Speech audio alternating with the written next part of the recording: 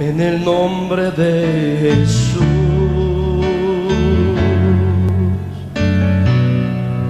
Me acerco ante... Lunes 13 de febrero.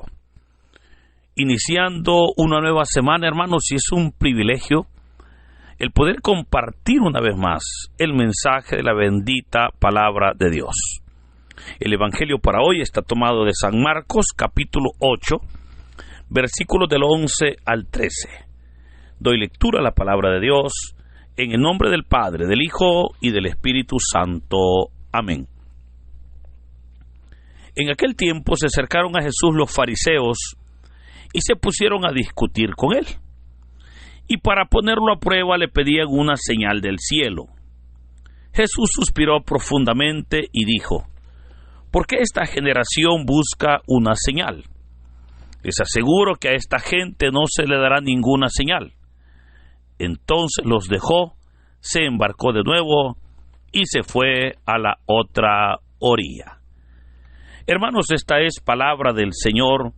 Gloria y honor a ti, Señor Jesús. Continuamos con la meditación del Evangelio de San Marcos.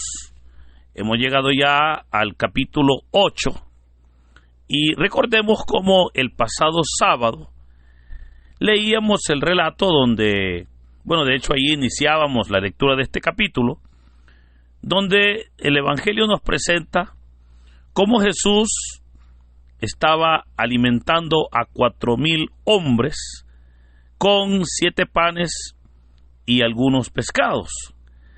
Y decíamos, ¿verdad?, que era una buena cantidad de personas, dado que el texto recoge solo el dato de los hombres, pero no nos dice cuántas mujeres habían, ni cuántos niños. Pero sí sabemos que fue una buena cantidad, y todo pues porque Jesús, como decía el relato, tuvo compasión de aquella multitud, y multiplicó 7 panes y algunos pescados. Luego el Evangelio ese día terminaba diciendo que Jesús, después de aquel milagro, se embarcó con sus discípulos y llegó a la región de Dalmanuta.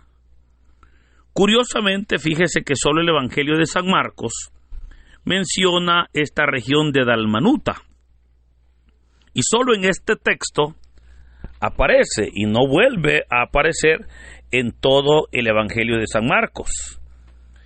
En la palabra de Dios, esto ha llevado a los teólogos a pensar que esta región no existió. Pero cuando nosotros vamos a leer los otros evangelios, y especialmente los evangelios sinópticos, o sea, Mateo y Lucas, es interesante cómo Mateo, al narrar este suceso, nos dice que esto ocurrió en Magdala, ¿verdad? La ciudad, pues, de donde era originaria María la Magdalena.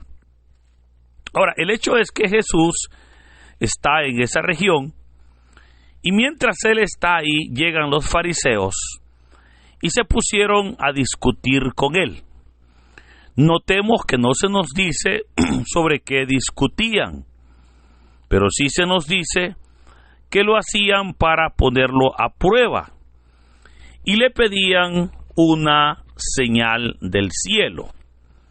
Claramente dice el texto que llegaron los fariseos, se pusieron a discutir con él y para ponerlo a prueba le pedían una señal del cielo. Ahora, esto de pedir señal, hermanos, no era algo nuevo de ellos, ya que es importante como en varias ocasiones varios personajes bíblicos también habían hecho lo mismo, de pedir una señal del cielo. Ahora, notemos que es interesante porque el Señor Jesús recién les ha dado una señal. O sea, llegando a esa región, el Señor acababa de multiplicar los panes y los peces para alimentar aquella cantidad de personas. Y los fariseos lo habían visto. O sea, ellos habían visto aquella multitud de personas comer, a lo mejor incluso ellos tal vez habían comido también, y era evidentemente que era una señal como Jesús con 7 panes y algunos pescados que tenían en su reserva había alimentado a 4,000 hombres, sin contar mujeres y niños. O sea, eso ellos lo habían visto, y eso, hermanos, era una señal. Ahora entonces ellos están pidiendo señal. Y le digo, lo malo, fíjese, no es pedir una señal. Pues hubo hombres en el Antiguo Testamento específicamente que cuando Dios tocó a sus vidas o cuando Dios les encargó alguna misión importante, ellos pidieron señales, ¿verdad? Y no recibieron reproches delante o de parte de Dios. Por ejemplo, tenemos en el libro de los Jueces el caso de Gedeón. Gedeón, que fue uno de los jueces de Israel, pidió señal para saber si era Dios quien lo enviaba, ¿verdad? Y claramente, pues el Señor, ¿verdad? Dios le dio señal. O tenemos el caso en el profeta Isaías, donde se nos habla del rey Ezequías, ¿verdad? Allá en el capítulo 38 de Isaías, se nos habla de cómo el rey Ezequías estaba muy enfermo. Y Dios le habla al profeta y le dice que vaya a recordarle a Ezequías que ordenara su casa porque pronto iba a morir. Isaías pues llega, ¿verdad?, donde está Ezequías. Ezequías está acostado en su cama porque está muy enfermo. Isaías llega y le dice el Señor que ordenes tu casa porque pronto vas a morir. En ese momento, Ezequías se voltea hacia la pared y hace una oración. Y le dijo, Señor, perdóname. Tú sabes que en mi vida pues he tratado de caminar en integridad ante tus ojos. Señor, si es tu voluntad, dame más tiempo de vida. Dame más años para poder ordenar mi casa. Mientras tanto, el profeta Isaías pues ya iba saliendo del palacio. Pero Dios escuchó esta oración de Ezequías y le vuelve el Señor a hablar a Isaías y le dice, regrésate. Dile a Ezequías que he escuchado su oración. Y dile que le voy a dar 15 años más de vida. Y le dice, y también para que vea que es cierto, le voy a dar una señal. O sea, vea, Dios le está diciendo, voy a dar una señal. Y le dice que él escoja o que él elija qué señal quiere. Si quiere que el sol avance 10 grados o si quiere que el sol retroceda 10 grados. Entonces, cuando llega Isaías ante Ezequías y le informa lo que está pasando, y le dice, mire, y para que vea que Dios le dice que escoja qué señal quiere. Si quiere que el sol se adelante 10 grados o quiere que el sol retroceda. Entonces dijo Ezequías, bueno, que se adelante no hay problema, ¿verdad? Siempre va hacia adelante. Pero que retroceda, eso yo nunca lo he visto. Y le dijo a Isaías que retroceda. Y fue así, hermanos, como claramente el texto nos dice que el sol retrocedió 10 grados. Pero vea, acá es donde estamos viendo cómo el tema de las señales no era un tema nuevo, ¿verdad? Ahora, el punto es que acá Dios, en ese caso que le comenté de Ezequías, Dios estaba dando señal. Pero cuando ellos pedían una señal, era con otro propósito, ¿verdad?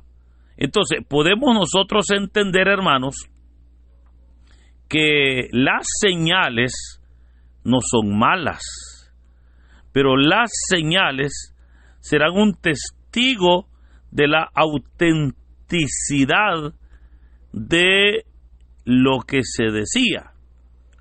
Pero aquí, cuando le dicen al Señor, danos una señal para creerte, vea, le piden una señal para creerle. Pero la pregunta sería, ¿para que le creyeran qué? Y obviamente para que le creyeran que Él era el Mesías, para que le creyeran el anuncio, aquel anuncio que Él era el Hijo de Dios.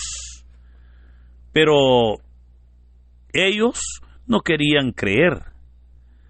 Ellos, y yo le digo, aunque el Señor hubiera hecho alguna señal, ellos nunca hubieran creído en Él, porque en su corazón había negatividad. En su corazón ellos ya estaban previamente indispuestos para creer en Cristo. Y si ellos ya estaban indispuestos, así el Señor hubiera hecho los milagros que hubiera podido hacer ante ellos, ellos no iban a creer, porque en su corazón ya había aquella situación que les indisponía para creer en el Señor. Ahora, pero esto, hermanos, verdaderamente es una realidad que se sigue dando aún hoy en día. Mire, hay personas incrédulas o hay personas que no quieren creer. Y cuando estas personas uno les exhorta para que crean, ellos dicen, bueno, denme una señal de lo que me están diciendo es cierto y yo voy a creer. ¿Verdad? Muchos dicen, por ejemplo, denme una señal que Dios existe y si ustedes me comprueban que es cierto que Dios existe, yo voy a creer en Él. Y yo le digo, esas personas, aunque usted les explique claramente y les demuestre la existencia de Dios, no van a creer. Y no van a creer porque en su corazón ya hay aquella situación que impide. En su corazón ellos están indispuestos. En su corazón no hay espacio para la credibilidad, para la fe. En su corazón solo hay duda. Y eso es duro porque una persona invadida por la duda no va a dar espacio a la fe. Por eso, hermanos, es importante que nosotros verdaderamente comprendamos que a Dios usted no le va a andar pidiendo muestras o señales. Dios es una realidad y ante esa realidad es importante que nosotros creamos en Él. Ahora, claramente nos dice el texto que fariseos lo hacían de pedirle una señal para ponerle una trampa, ¿verdad? Ahora, ¿en qué hubiera consistido la trampa? En que si el Señor hacía una señal, ellos hubieran inventado que aquellas señales que Jesús hacía, las hacía con poderes satánicos. De hecho, eso fue lo que inventaron después. Después andaban diciendo que Jesús expulsaba demonios con el poder de Belcebú, ¿verdad? Iba a ser pues donde Jesús se va a defender. Pero aquí es donde el Señor, muy molesto, dijo: esta generación pide una señal, pero no se le dará ninguna señal. Pero aquí surge en nosotros una pregunta: ¿y por qué el Señor está molesto? En realidad, ¿qué es lo que le molesta? Y le molesta, hermanos, la incredulidad de aquellas personas, porque le están diciendo: ¿qué milagro haces para que te creamos? Y puedo decirle, si el Señor hubiera hecho milagros tampoco le hubieran creído. El Señor pudo haber hecho milagros ahí en aquel momento, pero ellos no le iban a creer. ¿Por qué? Como ya dijimos, en su corazón no había espacio para la fe. No había espacio para la fe. Ahora, hermanos, creo que es importante, mire, yo creo que todos en algún momento hemos tenido oraciones o hemos hecho oraciones al Señor en las cuales le pedimos a Dios que pueda obrar, que pueda responder a nuestras vidas. Y tal vez usted, para saber de que Dios lo ha escuchado y que el Señor pues va a responder, usted dirá: Señor, dame una señal.